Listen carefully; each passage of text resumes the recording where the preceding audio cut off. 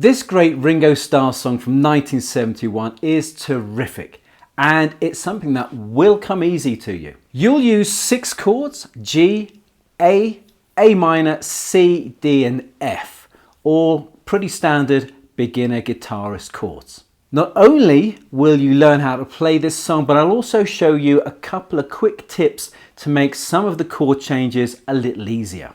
Here's the intro. There are some little flashy guitar parts, guitar tricks here, but you're just going to learn the basics because we want to get you up and strumming and singing, of course. Here are the chords up on the screen now, and for the first part of the intro, what we'll do is just play 1 strum per bar, except where you see the C and G chords. There, the C will be on the first beat, but the G chord is played on the and strum of the second beat, so it's on the off beat. The rhythm here is quite simple. You're just going to play a strum on the first beat of each bar and just play a downstroke. And even though the G chord is not on a beat, we can do it for that too. Have a listen. I'll play this nice and slow.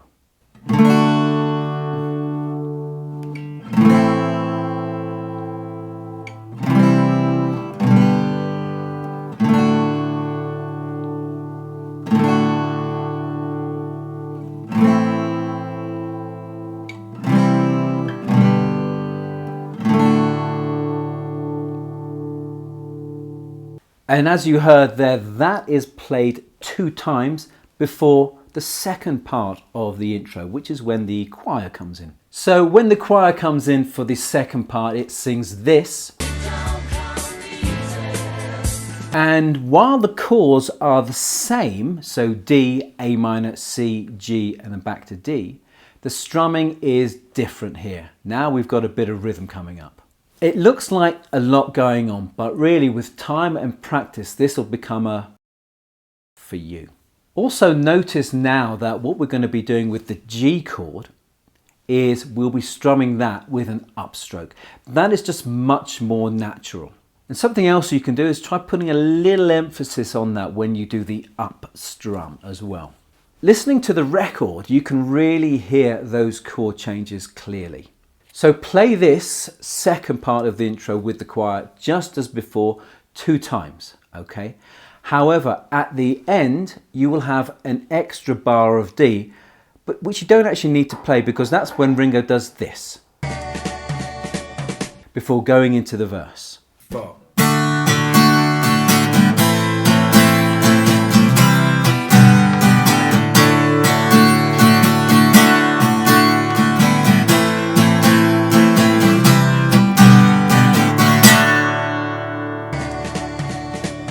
That C to G chord change is pretty common, in particular the pattern that I'm talking about where the C is on the beat and the G is off the beat. Many songs do that, and if you listen to, for example, John Bon Jovi's Living on a Prayer or How Do I Live Without You, you can hear that change happening quite a lot.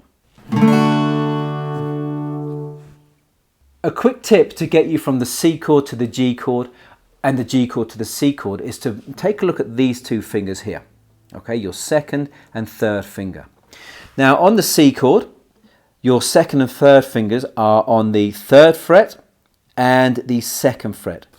On the G chord, you're just going to lift them up, move them across, they'll be on exactly the same frets, 3rd fret, 2nd fret, obviously different strings, but there's not much change between those positions there, which makes it much easier and which is one of the reasons why I favour using these 3 fingers for G and not these 3 fingers, because there's so much more to do.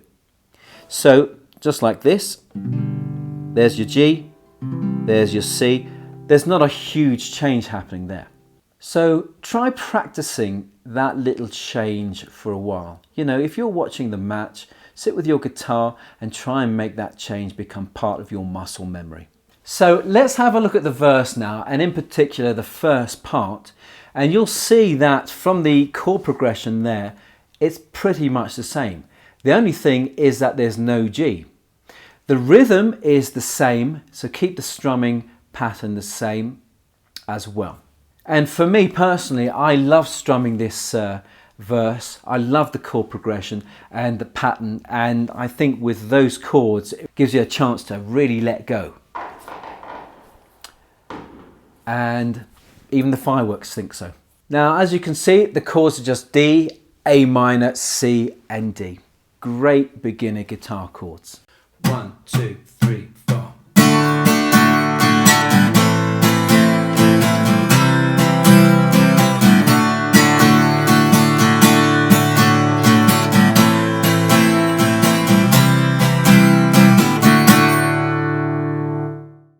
The second part of the verse has 3 chords and a different strumming pattern.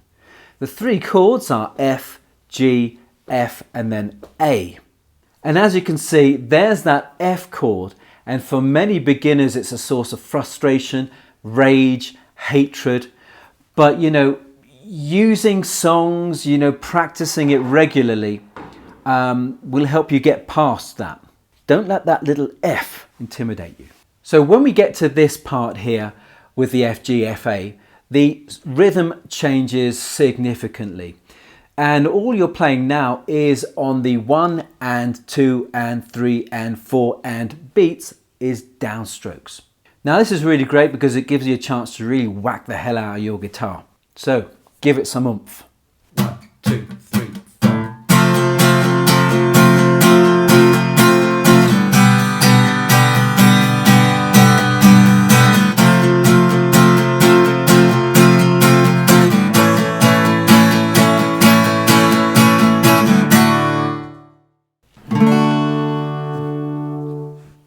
Another quick tip for you, going from F to G, if you're playing F like this, you'll notice these 2 fingers are in that position, the same position that we had when we were talking about the C to G.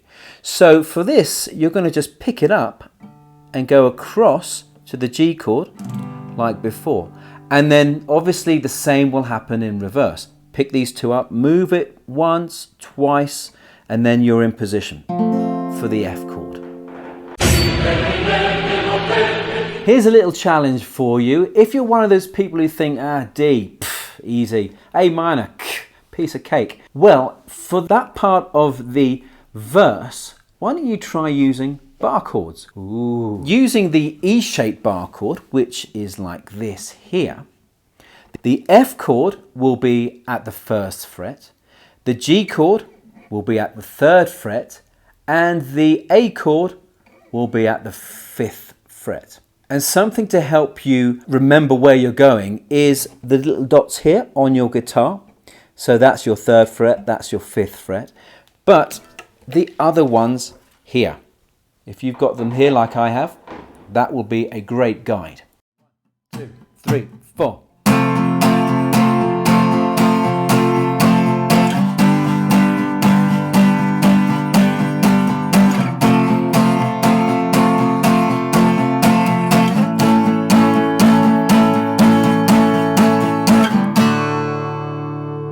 If you're not really sure how to play an E-shaped bar chord, then check the link in the description or up here or there, and there's a link to a video that'll show you how to do it. A quick tip for A minor to C is this, and as I've mentioned before, noticing what fingers chords have in common can make changes a little easier. So for example, on the A minor and the C, the 1st finger and the 2nd finger are on the same place. It's this finger, the 3rd finger, that's going to change. Okay, so you're going to go from that there, the 2nd fret of the G string, to the 3rd fret of the A string, the 5th string here. And that becomes, there you go, there's your A minor. Lift up the 3rd finger, place it on the 3rd fret of the A string. The only other thing is that you might move this 2nd finger a little bit back and forward in order to accommodate the fingers. Let's talk about the ending to this song, and it's exactly the same as the beginning, only shorter. So what we'll have is 1 quiet intro followed by one choir intro. And then the song ends on a D chord. Okay, it's playtime. Let's put all of this together. We're going to do a short version of this. You can see the running order in front of you right now. We've got a quiet intro, the choir intro, and there will be Ringo's fill after the choir intro. And then we're going to do verse 1, verse 2. Now these are great chords. I love playing them. I can't get enough of them sometimes. And if Ringo can do it, then so can you. So try that a few times and also try it with the record. Get your 45 out on the turntable, give it a spin and play along to that too. They're great chords, they're great beginner guitar chords, and if Ringo can do it, then so can you. If you fancy learning some more songs, then check the link here. Loads more there for you to play along to. I'll see you there. Thanks for watching. Happy strumming.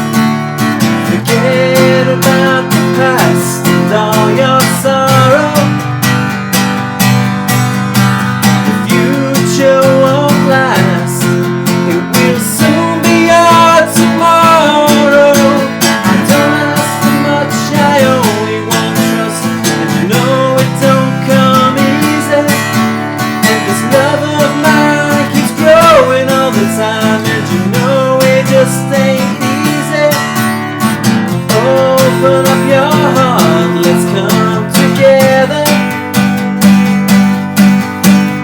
Use a little love and we will make it work out better.